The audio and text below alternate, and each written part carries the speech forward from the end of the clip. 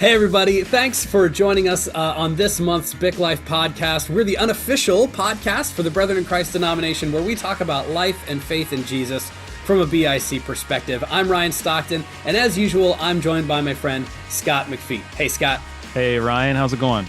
Good. I tell you, I'm a little under the weather, as is our interview guest today, and so I think I'm feeling a little jealous of you, who's actually healthy over there. But generally speaking, I'm doing pretty well. Nice. Well, that's great. Well, hey, listen, everybody, as you're listening to this episode, it is December. This is our December episode. We're actually bidding 2023 adieu. It's hard to believe. It's almost over. But we record these episodes a little bit ahead of time. So we're actually recording this episode in November, which is National Adoption Month. And so even though you're listening to or watching this episode in December, we're talking about adoption. And you know what, Scott? It is never a bad time to talk about this subject. That's right. Yeah. And so because you've been touched very personally by this topic and have a lot of experience and things like that, you're driving the episode today. So I'm just going to hand it over to you, man. Yeah, thanks, Ryan. Appreciate it. And you're exactly right. My family and I, my wife and I my family really has been very, very touched by, this whole process of adoption. We've worked very closely with COBYS Family Services, and that's why we're interviewing Melanie today. And so Melanie, how's it going? Just want to say good. Happy to be here. Good. So can you, I guess, just open up and just kind of tell us a little bit about yourself and who COBYS is and what do you do at COBYS? Sure. Yes, my name is Melanie Rankin. I am one of the supervisors of the adoption unit here at COBYS. Technically, I'm a coordinator, so I oversee several of the staff that work in the adoption unit here. And I'm just about to start my 23rd year at COBYS.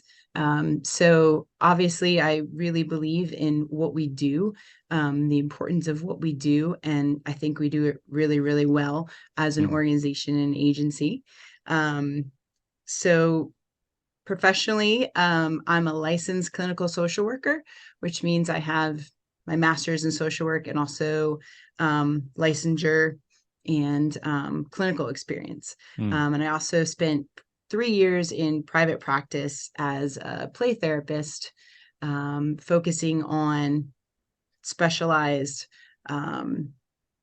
kids that have been adopted and are in foster care, and that attachment and the trauma that often go very closely together. So that's a little bit about just my experience as a professional. And yeah, I'm happy to be here. And this is a topic that's very near and dear to my heart. So it's easy for me to talk about. Yeah, good. Yeah. So for those of you that are listening or watching, you may not be in the area that I'm in, Lancaster County, Pennsylvania. But that's where COBYS is based out of. But Ryan and I wanted to do this topic on adoption because it's not just a localized thing. I mean, this is a global thing. There's a real issue out there where kids just simply need families, and we're not just talking about infants or newborns. We're talking about elementary age kids, teenage kids, on up. I mean, when you work with a company or a ministry, really, like COBYS, they talk about this whole adoption process as like these kids are gaining a forever family. And so that's just so huge. My wife and I, as Ryan already mentioned, we've been through this process with COBYS twice. We've adopted 2 kids. And one of the verses that has always stuck with us, I'll give you 2. One from the New Testament, it's James 1:27. It says, "Religion that God our Father accepts as pure and faultless is this, to look after orphans and widows in their distress, and to keep oneself from being polluted by the world. And then another one that always hit home for us, and I realize I'm probably taking this one out of context, but it's okay.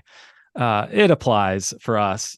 1 Samuel 1:27 says, I prayed for this child, and the Lord has granted me what I asked of him. And yeah, so, Amanda and I, the first 9 years of our marriage, we didn't have kids. So through this adoption process, one night we're eating cereal. The next night it's like, oh, we have to provide a real meal for an actual human being that's in our house now. So just major shift. So I am so happy and thankful to have Melanie, to have you on to talk about this important subject, because, I realize COBYS is not a brethren in Christ denominational thing, but no matter where you are, around the globe, there are services or other agencies that you could use. And I do, maybe Ryan and I can talk about this later. I do realize, our denomination, one of our core values, really a lot of our core values center around, loving others and providing for others' needs. And my word, that's exactly what adoption is doing. So that was a lot. Well, I feel like the Christian ahead. faith calls us to do that as well, right? That's not just a denominational piece. I am go to a non-denominational church, but I feel like we're all called to do that as a center of, that's what Jesus did. That's what Jesus calls us to do. That's so right. Yeah. Regardless of denomination, we all have that core belief of valuing other people and serving other people. Yeah. So when it comes to adoption, Melanie, now this is just my perception as I've talked to a lot of people about adopting. I've noticed this perception that adoption to a lot of people equals adopting an infant outside of the United States, and they have to raise X amount of thousands of dollars in order to do this. So how is COBYS different from that? COBYS, we don't have, that would be considered private adoption. Okay. And we actually do not have an infant private adoption program. All of the kids that we work with have been placed in the child welfare system. So they are in the custody of various county children and youth agencies. And depending on how their case goes, they might be in need of a permanent connection and a permanent family. So those are the kids that we're working with. And I received some of that same feedback, Scott, when people were like, oh, what do you do? And then I explained to them a little bit of what I do. And, then I get, lots of different stories about things, but there's a huge need really all over the world for adoptive families, but specifically in the United States, there's a huge need for families that are willing to adopt kids from the child welfare system that need a permanent family. Yeah. For whatever reason, they can't be with their birth families. The last time I looked at the statistics, and these statistics could be a couple years old, I don't know. But last time I looked, in Pennsylvania alone, there were 15,000 kids under the age of 18 that needed homes, needed families. Yeah, that has decreased a little bit, but if you talk to any of us in the field, it hasn't decreased. That's just a statistic, right? It hasn't decreased because the need is not there. It's decreased because of the fallout of the last several years. Oh, sure. Yeah. Of there's just a lot happening in the child welfare system right now. And placements are down, things are down, but that's not because kids should not probably be in foster care. It's just because of kind of the nature of where our society is at right now. Wow. So, and this, COVID. so I'm just curious. So for COBYS Family Services, do you, if I remember correctly, you work with Lancaster and Berks County, and is that it then?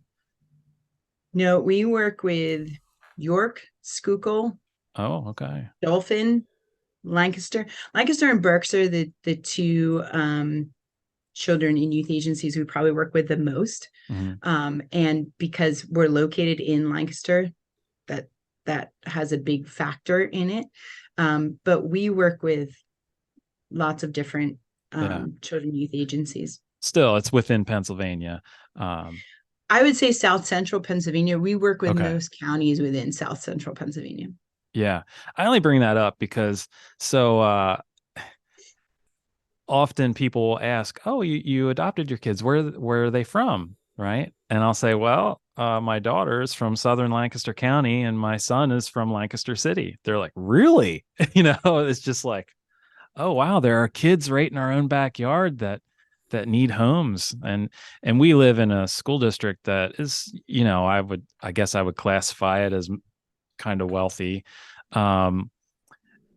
But even in the Lampeter Strasburg School District, a couple of years ago, they came out with a statistic where, like, they know how many kids are in need of homes. And just the other year, it was 35 kids in our small school district. Like, I think most of our LS families in the area, that would just shock them. Like, really? There's 35 kids that need homes? Like, that's just crazy. But anyway, yeah. So, or even the amount of kids probably in that school district that need food. oh, that number is a lot higher. Food insecurities that are homeless.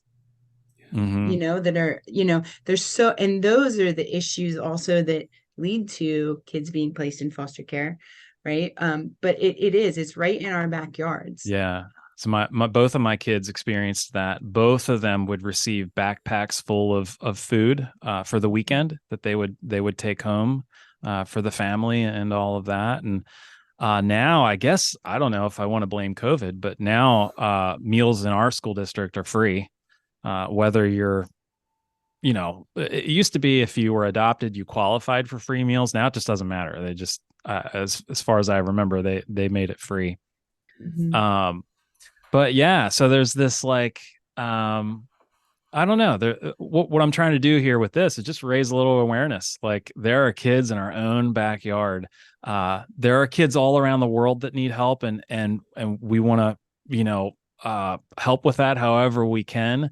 But let's also not forget about the kids right next door. So, amen. Can I pop in with a quick question here? Yeah. So you've, Scott, done I don't know what the term would be, 2 local adoptions as opposed to, like, international stuff. And one of the things that I hear a lot from folks who have done adoptions and all that is there is the tension of trying to navigate the relationship with the birth family, and birth mother or birth family, whatever the situation is. How for international adoptions, that can be very tricky. It's costly to fly, overseas or to negotiate a trip and stuff. But with local adoptions, I imagine that process is a little easier and a little trickier. I imagine at the same time, with the proximity that one has with the local family. To the extent that whatever you want to share, and Melanie, however you can talk to this, how have you experienced that navigating of that relationship with local adoptions? Does COBYS try to, as much as possible, integrate these families with the adoption family and the birth families, or how does all that work? Yeah, I don't mind talking to this, Scott. Go ahead. Yeah. Yeah. So that often is families that are coming in to be approved as resource parents, foster parents. Are resource parents the same as foster parents? It is, yes. Okay. All right. Yeah. Thanks. It's kind of a trend that has been pushed to kind of get away from foster care, Gotcha. foster, Yeah. Makes sense. but they're resources for the kids. Yeah. They're posing as resources. So that's why that term is Okay. changing. Yeah, that's a big concern, and it's understandable. And at the same time, in my years of experience, it's always up to the resource parents and who become the adoptive parents, the level of openness that they want. And for some kids, it's healthy to have some connection. For other kids, it's just not healthy. Yeah. And this is something that is the term in child welfare. It's always a case by case basis. It always depends on the child. Yeah. So there are some children that are very connected to their birth families, and it's really healthy for them to have some level of connection. We're not talking about visitation every week, but a level of connection and just an openness of, we're recognizing that you have a birth family. Somebody gave birth to you. And we want to honor that as well, because no matter what, that they're always going to be their children, and those children are always going to be their parents. So, there's an honoring in that relationship, but at the same time, it has to be what's healthy for everybody involved. So there might not, it might not be for years down the road that there's, actual physical visits for kids between their birth family and kids. But I think the biggest way, and this has been one of the positives of social media, is that it's easier than ever to stay connected with people. So, things like Facebook groups, like a private group that adoptive parents can have with kids' birth families, and they can share pictures, share updates and things that way. And the birth family can still feel connected to their kids, but it's emotionally a safer way to do it until kids might be ready for contact. Yeah, I can specifically speak to that, Ryan. Because both of my kids, to some extent, still have contact with their birth families. I will say, so as parents, as adoptive parents, this was one of the harder hills to kind of get over and navigate for us, because we came into it thinking like, well, no, there are kids now. Like, I mean, that's what the new birth certificate says, right? Yeah. And they are our kids. They in every legal sense, like it's as if they were born into our family, right? Judge says that on the adoption day. Yeah. But so my son, who we adopted first, he was very, very tied to, and still is very tied to, his birth family, loves them. My son, without going into, there's going to be a lot of details I just can't share in this format, but That's without fine, going into a lot of details, he grew up for the first 11 years of his life in a very unfortunate circumstances. But as Melanie was saying, in his situation, it is safe for him to keep some sort of communication with his birth mother, with his sister, and even with his grandmother. But that's it. So we've kept those lines of communication open. We don't meet every week or anything like that. We see them a few times a year, and Amanda and I try to help out when we can. With them, honestly, we see that like they're kind of an extension of our family. We're not gonna like, we have boundaries, and it's like a case by case situation, like what Melanie was saying. Like we definitely have boundaries, but like I definitely see them as family. And as like, maybe if you have a brother or sister, like, what would you do if they were in trouble? Like, these are the discussions that my wife and I have. Like, Alex's sister is going through this. How can we help her out? Is it even our place to help her out? Because we didn't adopt her, and she's quite a bit older than him. She's, she's in her upper 20s now. Mm. So anyway, yeah, so we navigate all that stuff. It was definitely weird at first, but How old were your kids when you adopted them, Scott? yeah, so Alex moved in with us when he was 13, Mm. and Morgan moved in with us when she was 8, I believe.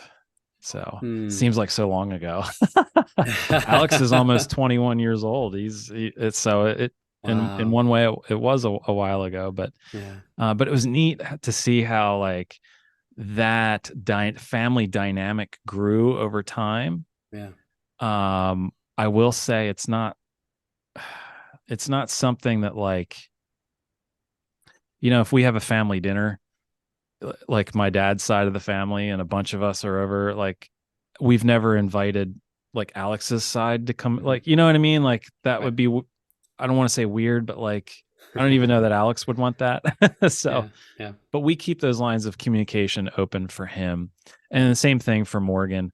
It's still a healthy situation for her to continue to have contact with her grandfather.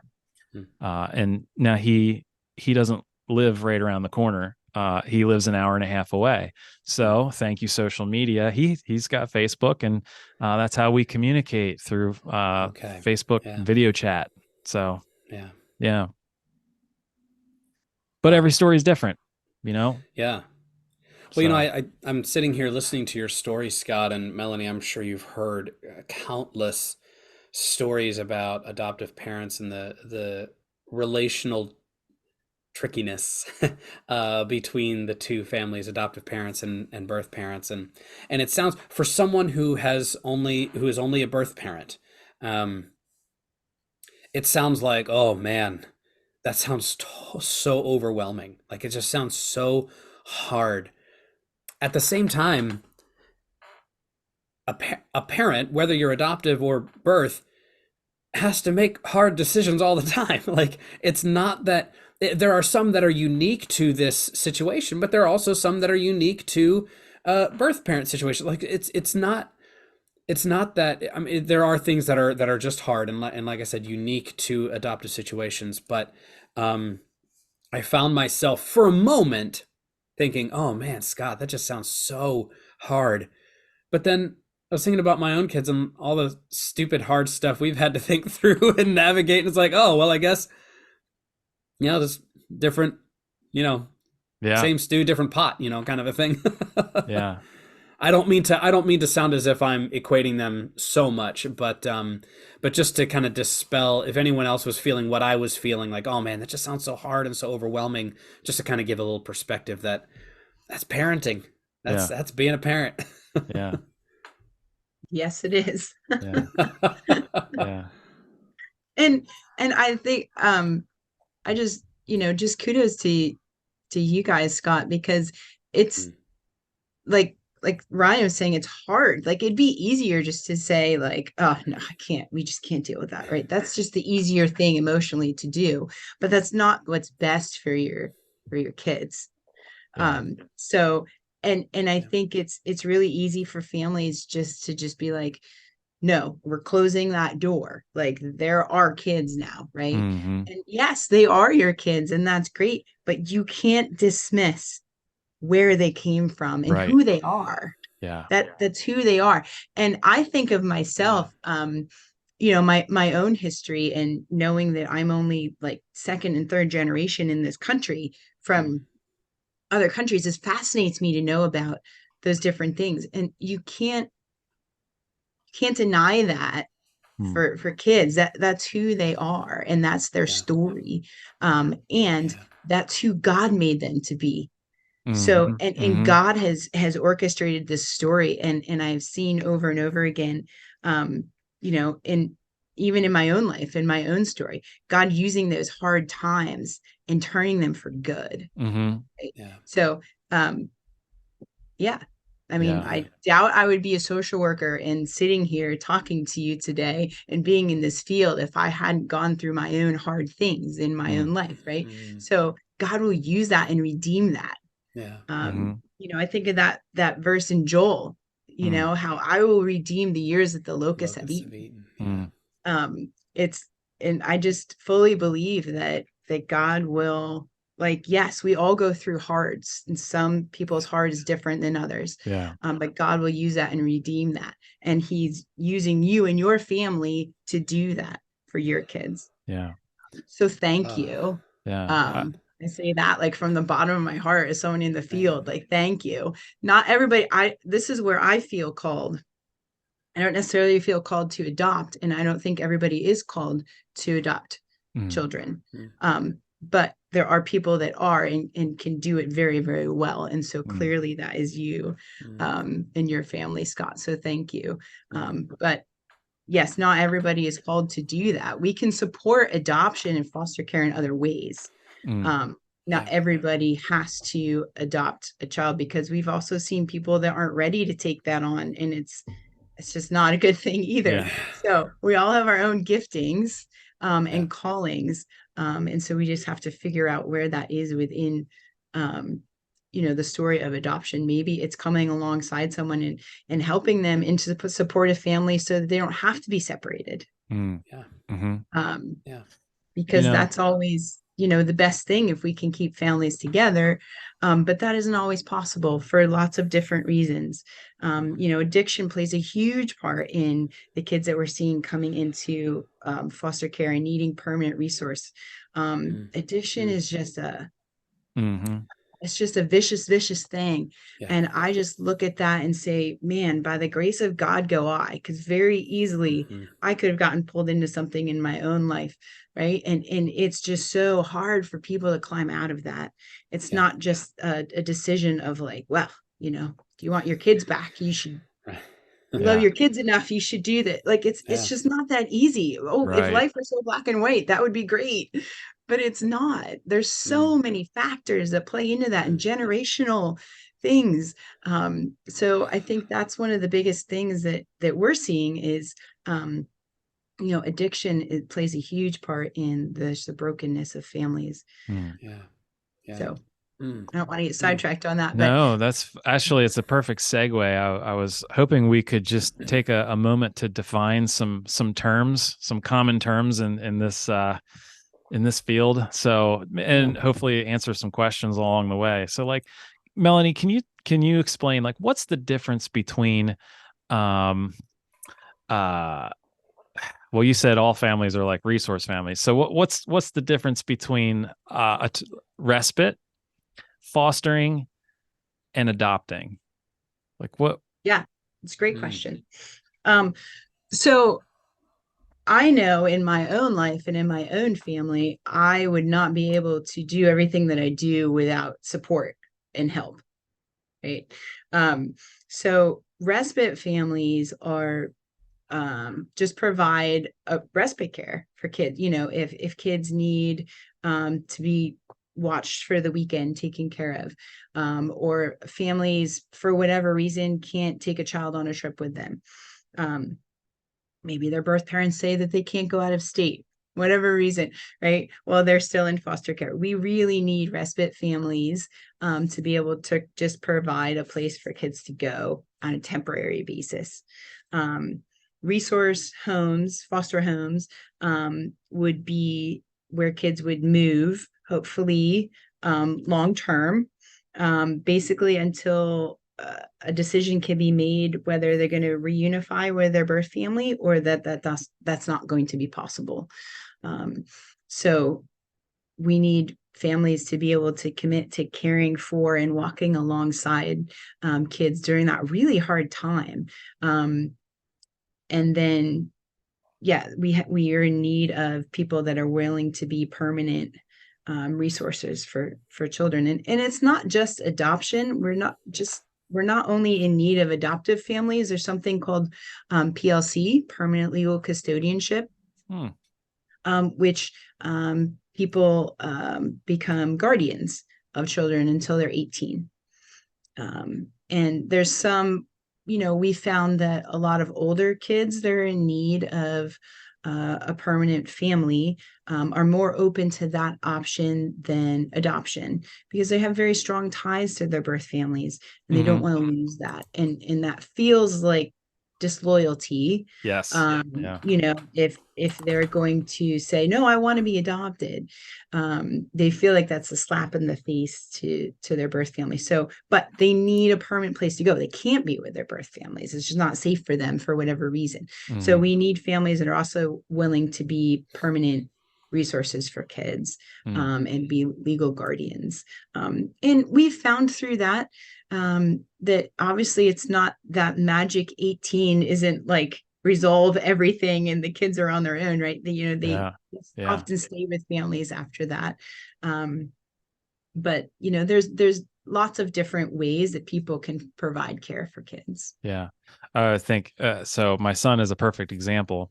So, his first night or two away from his biological family was I believe with a respite family, until he was placed with a foster family. And now this family that he was placed with, that's what they did. They just fostered. But he ended up being there for a year and a half until Amanda and I came along, who were willing to actually adopt him and be a permanent. But even with us, at least the rules back then, I don't know if they've changed. Legally, we were foster parents for the first 6 months at least, because I think the kids have to live in the home for 6 months before you can even start the process of adoption. Is that still true?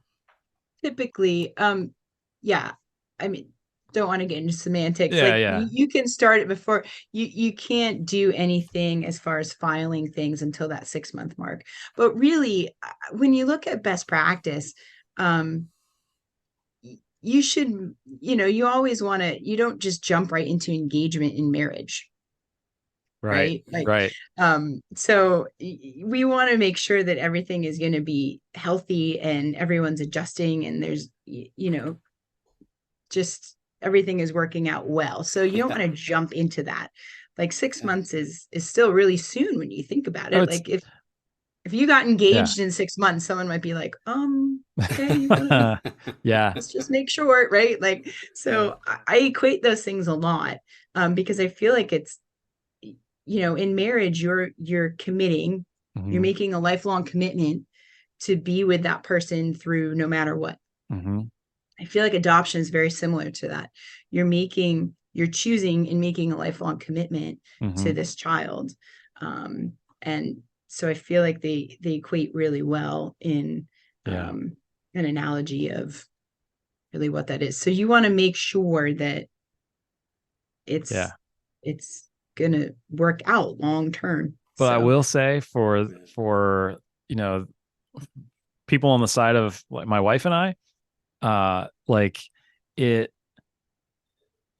so Alex didn't just like move in, right? And then that was that.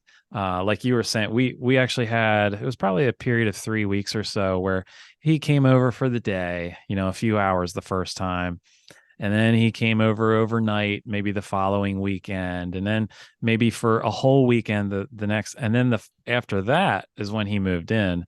Now, even that feels fast when it happens. With my daughter, it was even quicker than that. We spent the day with her at the zoo in Philly, and then the next weekend she moved in. That was that. So, yeah, I will say, and to answer your question from a while ago, Ryan, like, if people are thinking, well, I couldn't do that. I will say I had that thought many times prior to adoption and all of that. But the moment you meet the child, like, I don't know, but just speaking for Amanda and I, like the moment we met Alex, the moment we met Morgan, it was like, we knew, like, how could we say no? How could we not provide a home to this child who needs it? It's not about like, sure, we've never been parents before. We don't know what we're doing. We're not equipped, but we're willing. We can do this. And yes, it's been, if anybody's wondering, it has been the most difficult thing Amanda and I have ever done. And yet it's also been the most rewarding thing. And several years in, it is still the most difficult thing we've ever done. There are still major things in our life that we're currently going through, but we're going through it with our kids, just like you would do it with your biological kids. I think the difference there, though, if there is a difference, every kid that ends up going into the foster care system or even adoption, all of them have been through trauma, and trauma sticks with you for years if it even goes away.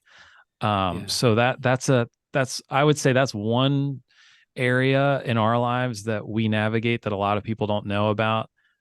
We still navigate with both of our kids. Trauma has just impacted them so much.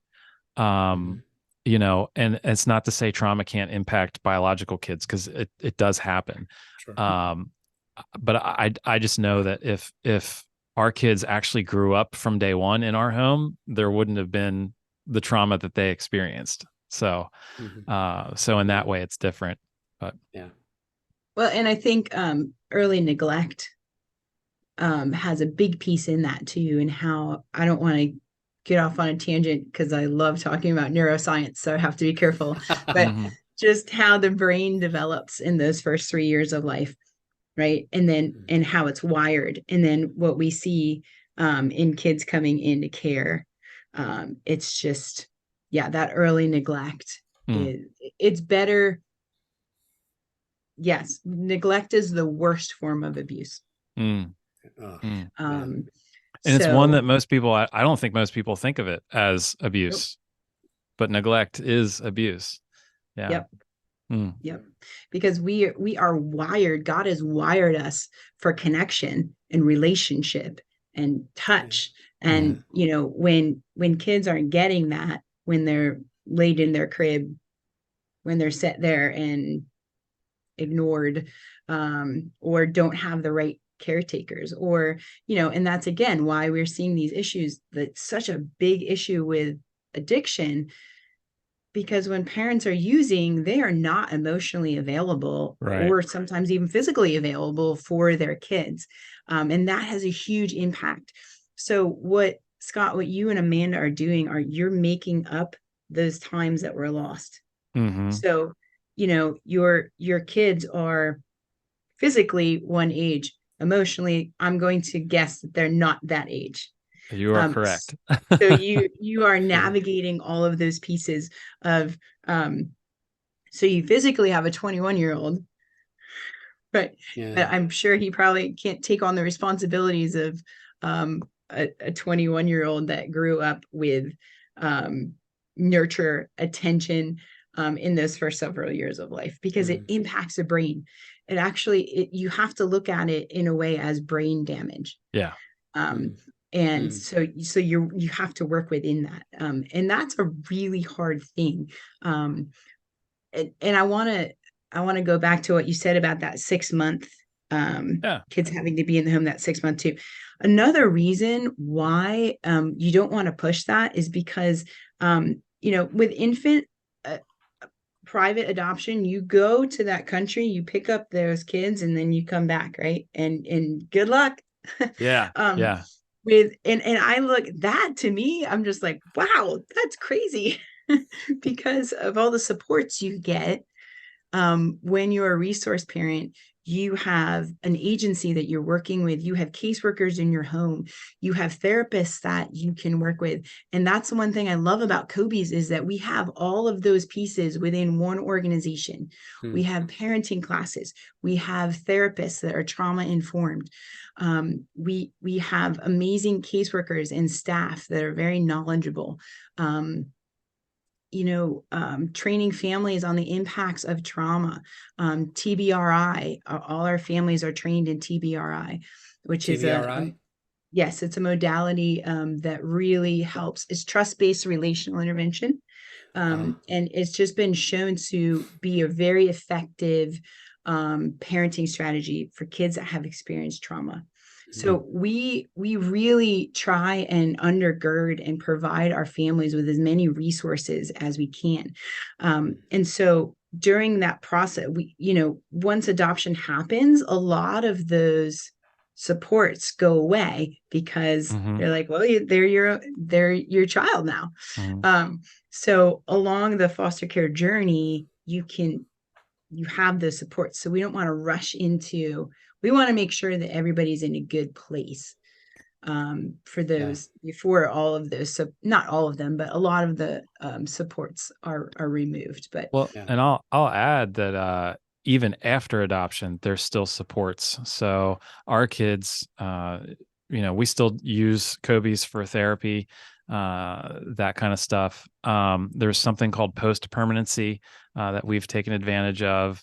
So that there are resources. It's not like it's just like, well, yay, you're adopted. Good luck.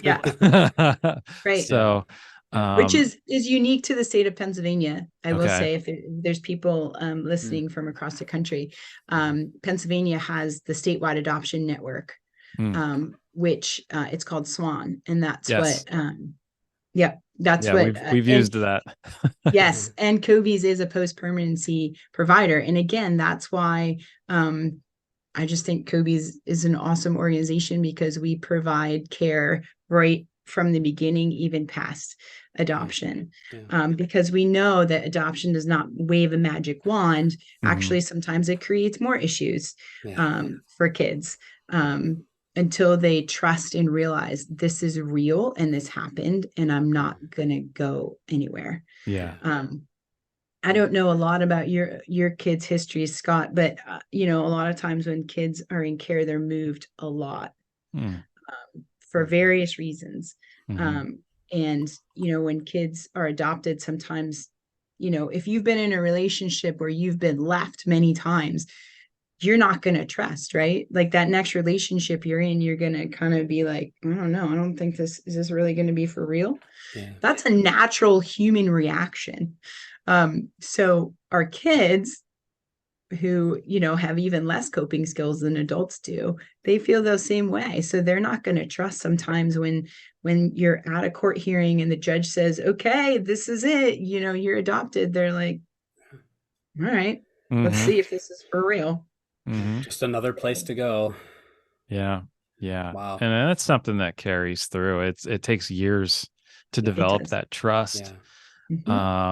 I think trust started really happening when Amanda and I started being called mom and dad. That took a while. That took several years. But all of a sudden, I think Morgan did it first. And then once she started doing it, then Alex followed suit. Now it's like they can't call us mom and dad enough. Mom, so dude, mom, can I? It's like, whoa, let's just, calm down.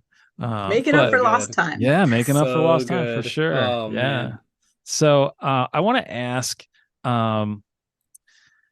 if someone's interested in fostering or adopting, and they happen to live in my area and are closer to COBYS or whatever, like, what would they do? Like, how do they, where would they even start to find out information about, I'm specifically talking about that orientation class that you guys have. So if that helps. I think most agencies have that. We went to more than just COBYS. Anyway. Yeah. And there are many good agencies in Lancaster County. I just think COBYS is COBYS is probably the best. Let me put it to you this way. Ryan. Okay. I know a family that went to a training over the weekend and they were approved. It took Amanda and I 6 months to be approved to have a child in our home. 27 hours of training. What we did was 3 hours a week. Every Thursday evening or whatever it was. So 27 hours of training, a mountain of paperwork, more than I can fit on this screen that we did. Sessions with people from COBYS talking about our marriage.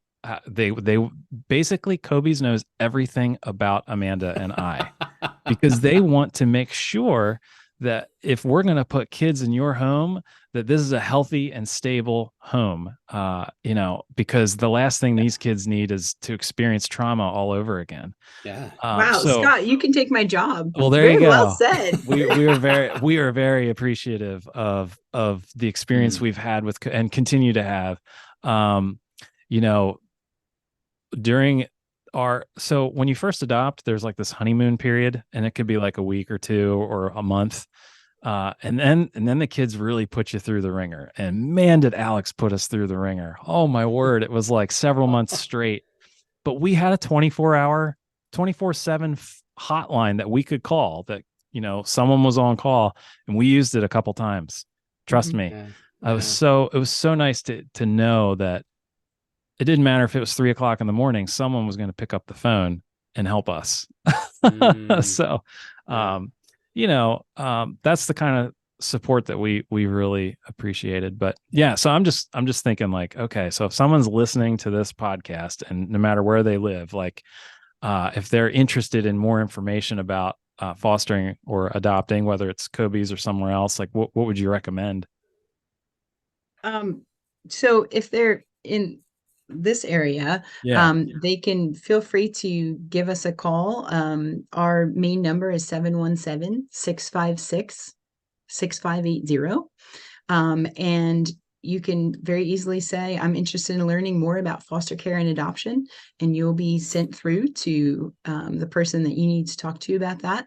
Or you can email care for kids at COBYS, which is COB as in boy, YS.org. I've heard some people call them Colbys. I'm like, no, that's not it. Yes, we have some interesting. It's an acronym, so it does stand for something, but but it's not the basketball player. It's right. Yes. COBYS. Right. And I imagine when you reach out initially, you're not signing up on anything. You're not signing on the dotted line for anything. You're just getting information. I think that's important for people to know, because you can go into this process. You can also exit this process, I would imagine. Like, if you start going through and you're like, oh, wait a minute, we cannot do this in our current life situation right now, whatever it is, whether you relational dynamics or financial, whatever it is, you can, it's okay. In fact, it's good to reach that point of discernment to say, you know what, maybe now is not the right time for us. That's part of, like you were talking about, engaging. You wouldn't get engaging, becoming engaged to be married. You were talking about that metaphor earlier. That's part of the process of dating, right? Is to find out, should we stay with this person or should we leave? It's like, let's date this idea for a little while, see if it's an idea that we want to commit to. And that's before you even get to meeting any of the kids or anything like that. But it's an open process. Yeah. Yes. So I have a couple more questions, and then Ryan, if you have anything, you can add at the end there. But we'll look to wrap up here soon. So one quick question that I think most people listening to this that have never researched fostering to adopt are wanting to know: how much does it cost? Oh, that's a great question. Wow. So to be a resource parent and approved to have kids through the child welfare system, it does not cost anything. In fact, I'm going to guess that, Scott, that you and Amanda got a subsidy. Yes. Once you adopted. So kids in child welfare, the majority will qualify for an adoption subsidy, because people realize that it costs money to raise kids. So you will get a per diem rate every day for the child until they're 18 years old. If you adopt after 14, that subsidy is until 21. Yep. And along with that subsidy comes medical insurance, which I feel like nowadays is a very big piece, because our kids, as you said, Scott, kids in child welfare experience trauma, neglect. They're going to need mental health services to work through all of those pieces. And so medical insurance and behavioral health insurance is included in subsidy. Yeah. Yeah. And it's not like the best insurance ever, but it's just nice to have, right? So Well, yeah, yeah, and there's a lot of insurance out there that's not the best insurance ever. like you might Trust just me. need to go to the Smile Guys for a while, but for the dentist, but that's okay. Um, yeah, but Well, seriously though, that's I a great think that's question. that's one of the biggest misconceptions is like when people think of adoption, they immediately think of, oh, I got to raise $30,000. No, Right. Amanda and I didn't have to raise anything. We just needed to make sure that we had uh, a room with a bed and a dresser, and some other very basic things that most people have, I think, in their house, and really just a community of support. So yeah, you're gonna have to go out and probably buy a wardrobe because they don't usually Yeah. come with a whole lot. Yeah. But we're anyway. Yeah. The other thing I would like to say, just because it's a slightly hot topic button for me, is for those looking at this like, oh wow, I actually get paid for that. No, this is not a job. Like, Mhm. no, that money should always 100% go to the kids. I mean, like I said, they literally come with nothing. So like if you're fostering or if you're fostering to adopt and your kids barely have rags for clothes, what are you doing? Because that's what that money's for, So, So anyway, two things to say about that. First, yes, it's not a lot, and I'm not gonna the amount it's enough changes though. per kid. It's Yeah. not a lot, but it can cover a good weeks of groceries or maybe 2 weeks of groceries. Right. But you're absolutely right, Scott. It's to supplement the cost I think, of everything, yeah, clothes and food and just everything a child needs. It's a lot. Um, so yeah, and they recognize that like families can use help with that. So yeah, yeah. I'm um just trying to break the idea of like, oh, well, if I had like 5 or 6 kids and I get all these subs, like that's kind of my job. Like that's not what it's supposed to be. Yeah. I think Um, a number of folks have heard of abuses within those kinds of systems with that kind of a thing, and that sounds like that's not going to be an issue with at least an organization such as COBYS that does such a thorough well, investigation of the families that you never know. You yeah, never you never know know, but because it's up to the it's good to families. say it. Like It's good to I mention it don't for think sure. Kobe's ever checked how we were using our funds, but it's Yeah. just one of those things where it's like, it's just like, if you're part of a family that's divorced and one parent's paying child support to the other, well, that child support is supposed to help the child. mhm. It's the same idea. Mhm. So it's not Yeah. like, Yeah. oh, this is my part-time job kind of thing. Mhm. Yeah. Yeah. So Yeah. And we look at family. I mean, we looked at all your finances, yep. Scott, Mhm. to make sure that you guys are in a stable place to begin with Yeah. and that could take on the bandwidth of what it would take to Yeah. Yeah. care for a child. Yeah. So, So um, one last question for me is, Melanie, what would you want people to know who are on the fence about looking into adoption? Like what kind of encouragement would you give them? I would say one, make sure that you're getting accurate information because there's a lot of things on the internet and online. So if you, regardless of where you are, there's agencies all across the United States. So it can't hurt to call and just go to an orientation session and just find out more information of what it would take to become a resource parent in the area that you live. If you're in South Central Pennsylvania, then yeah, I would encourage you to, call COBYS and find out more information. And like Scott was saying, it's just information, right? Mm-hmm. Like, so you come to an orientation session, you learn a little bit more, and you might be like, yeah, we're not ready to like commit to that yet with where the age of our kids are at, or, for whatever reason. And that's great because we want to help families gain understanding of all that it's going to take. to be a resource parent. It's not for the faint of heart. Yeah. Yeah, for sure. At all. But I also feel like if God is calling you, then really also lay it before him in prayer. And he will guide you, and he will show you, and he will lay that on your heart if that's what he wants for you.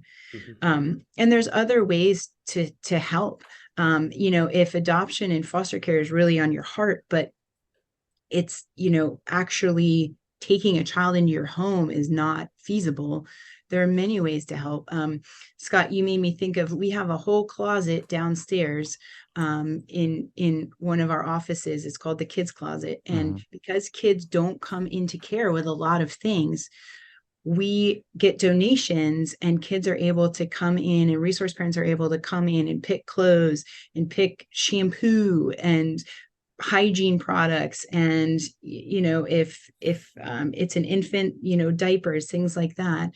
So we're always looking for donations on our website, www.cobys.org. You can find there's a link there, I think, to an Amazon wish list. That you can donate. There's many ways that you can be part of helping kids and families. And it's not necessarily having a child in your home. It could be, supporting different organizations. It could be supporting a food bank, because, like we said, like there's a lot of families, especially now more than ever, that are in need of food and resources. So maybe you're donating to a local food bank in your area.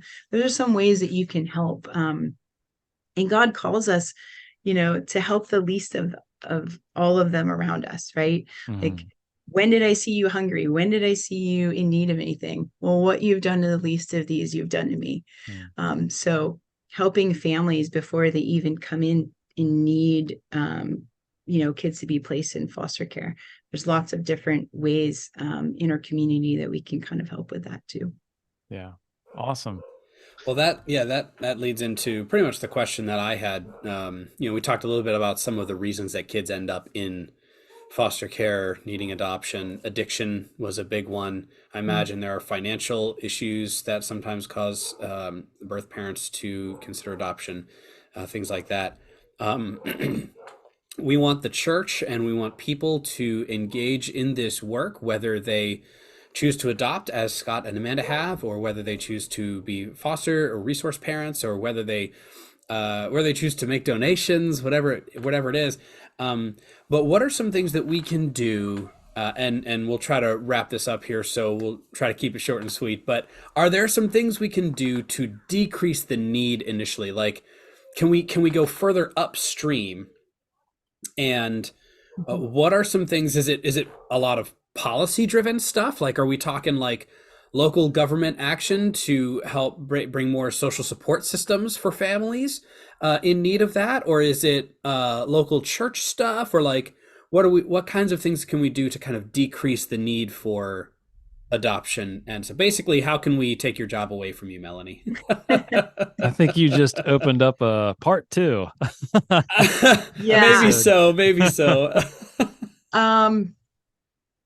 Yeah, there's not obviously child welfare and even mental health treatment is not something that is